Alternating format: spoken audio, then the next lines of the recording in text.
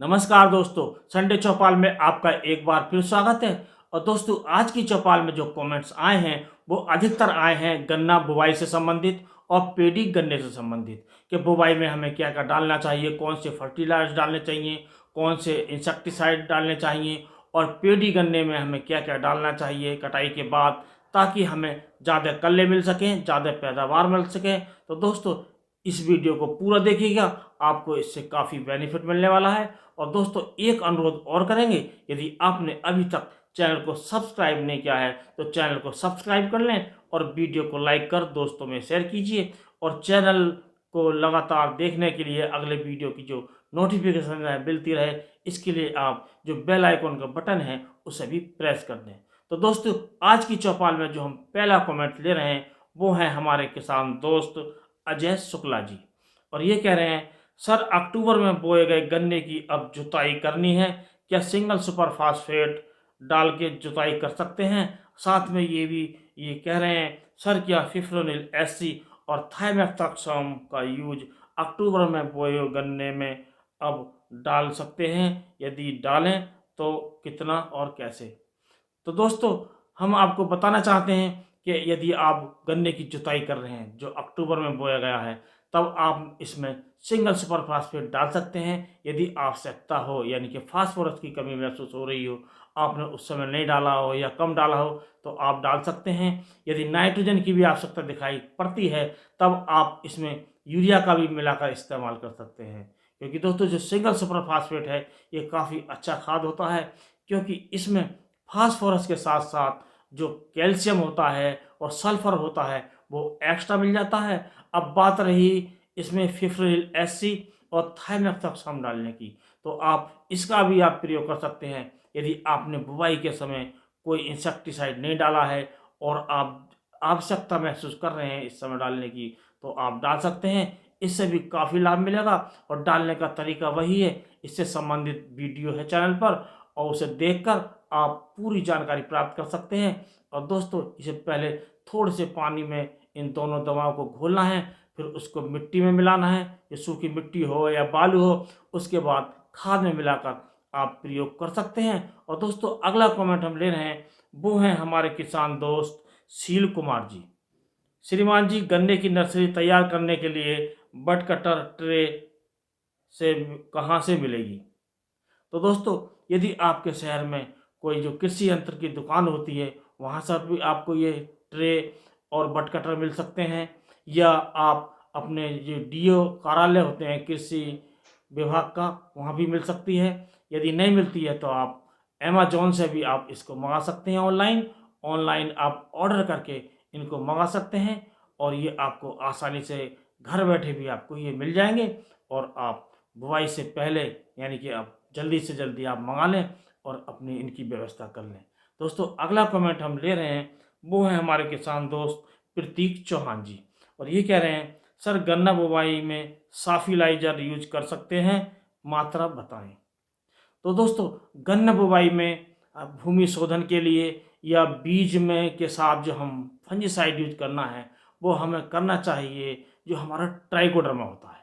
क्योंकि दोस्तों, ट्राइकोडर्मा ये काफ़ी फायदेमंद होता है, क्योंकि इसका लंबा असर होता है, या क्योंकि ये एक प्रकार का फंगस है जो विकास करता रहता है और जो हमारे खेत में जो हानिकारक फंगस होती है उसको नष्ट कर देता है। ये कई फंगस की जो बीमारियां होती हैं उनसे हमारे खेत को बचाता है।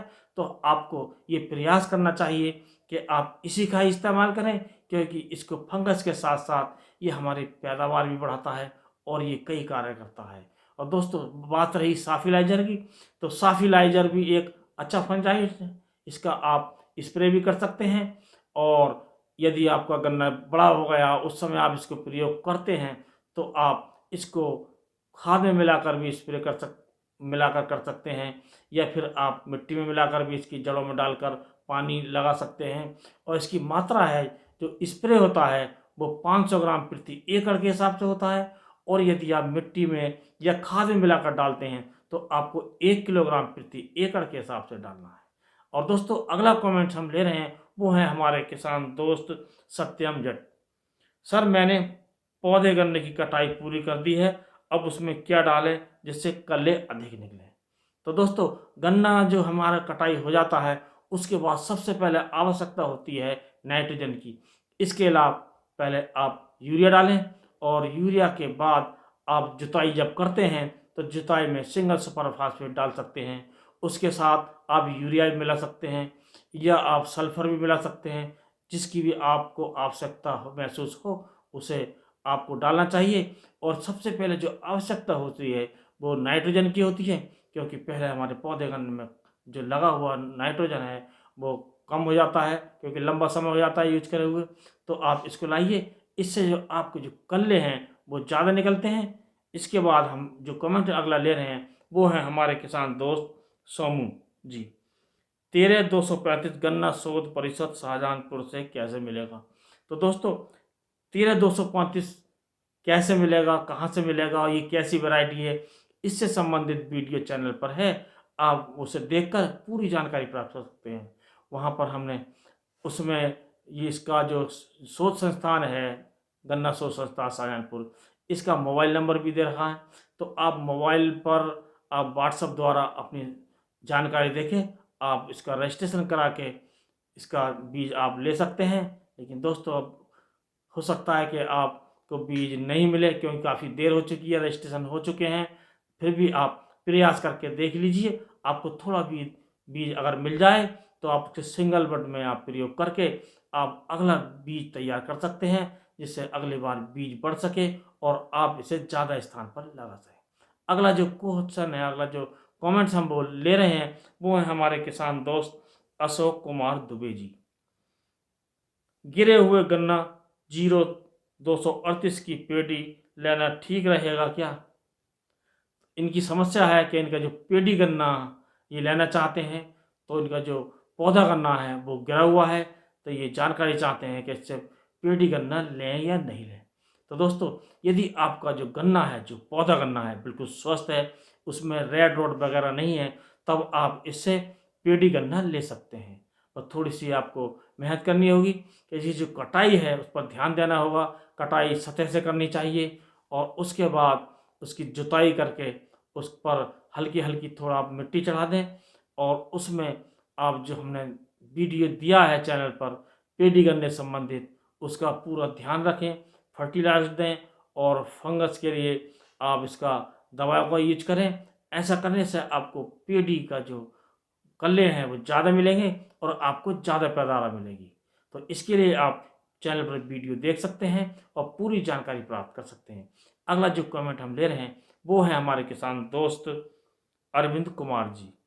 नमस्कार सर, गन्ना बीज शोधन करते समय कार्बनडाजिम और पानी बार बार बदलना पड़ेगा क्या। तो ये जो वीडियो हमारा है बीज शोधन से संबंधित उनका ये क्वेश्चन है कि जब हम बीज शोधन करते हैं, जो हम पानी यूज करते हैं और दवाई यूज करते हैं, तो उसे हम बार बार पानी चेंज करना है या हमें दवाई बार बार डालनी है। तो दोस्तों आपको पानी चेंज नहीं करना है। यदि पानी कम हो जाता है तो आप उसमें पानी और बढ़ा सकते हैं। इसके साथ साथ बीच में आपको थोड़ी थोड़ी दवाई डालते रहना चाहिए, क्योंकि जो दवाई होती है हमारे बीज के टुकड़े जब उसमें भीग जाते हैं तो दवाई की मात्रा कम हो जाती है। तो उसमें हमें थोड़ी थोड़ी दवाई डालते रहना चाहिए, जिससे हमारा जो बीज शोधन है वो अच्छा हो सके। अगला कमेंट हम ले रहे हैं वो है हमारे किसान दोस्त सक्सेस क्यूटो। सर पेडी में फुटाव के लिए सागरिका दानेदार डालें या स्प्रे में कौन सा बेटर है।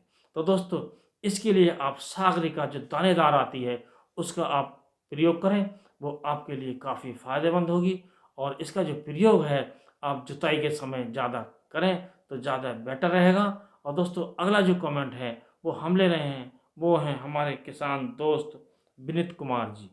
सर नौलख खड़े गन्ने की नीचे की निकले हुई कलियां सूख रही हैं, खेत में हल्की सी नमी है और ज़्यादा नमी नहीं है, इसका इलाज बताएं।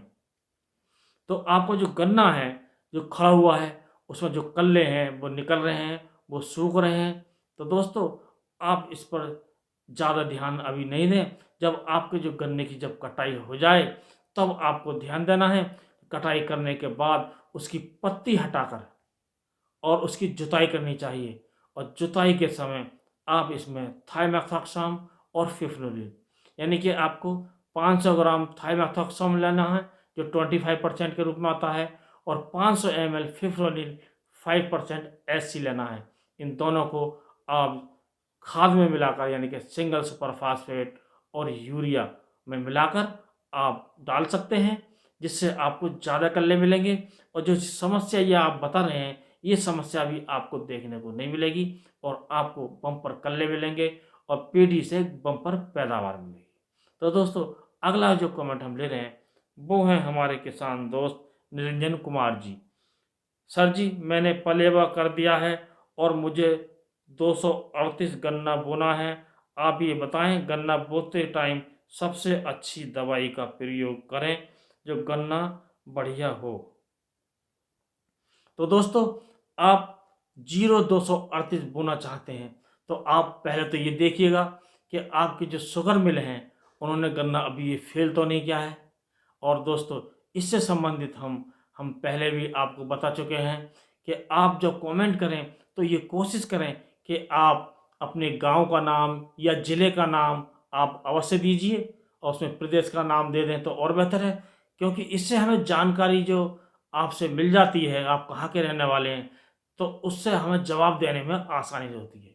क्योंकि दोस्तों, कुछ ज़िलों में कुछ क्षेत्रों में 0238 को गन्ना मिलों ने फेल कर दिया है। वो आगे जो जो 9 लाख का जो गन्ना है उससे नहीं लेंगे, केवल पेडी गन्ना ही खरीदेंगे। यदि आपके क्षेत्र में यदि प्रतिबंधित नहीं है और आपका जो गन्ने का जो बीज है वो पूर्णतः सही है, यानी कि उसमें रेड रोट नहीं आई हुई हो, तो आप बो सकते हैं। और बीज बोते समय 2 बातों का ध्यान रखें कि आप भूमि शोधन अवश्य करें और उसके बाद बीज शोधन अवश्य करें, इसी के बाद गन्ना बोएं, तो आपको ज़्यादा पैदावार मिलेगी और बम्पर पैदावार मिलेगी। तो दोस्तों, अगला जो कमेंट हम ले रहे हैं वो है हमारे किसान दोस्त Ashish ji. Sir, I am from west UP.